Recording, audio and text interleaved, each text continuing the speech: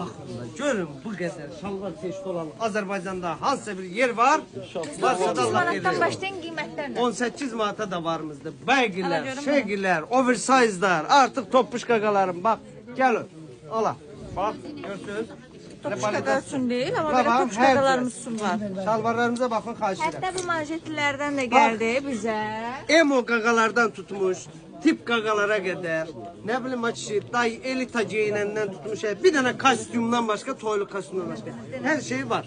Zırhlı, cızıqsız hamısı bizdə qoyulur. Gel buraya. Bir daha burada bunları da göster. Görürsünüz. A klası, premium klası, ne bileyim açı, cinsi minsi. Cins, İstirmələr. benim esas işim yer cins şalvar işidir. Əsas da gəldi. Çatanlarımız Özdə, yapan olar. bahallar. Getir bak. Tez getir bak. Bir daha olar. Gösterin. Durun gelin eksprese. Koy novusu videoya bakın orada gösteririm çatanları. Ne var?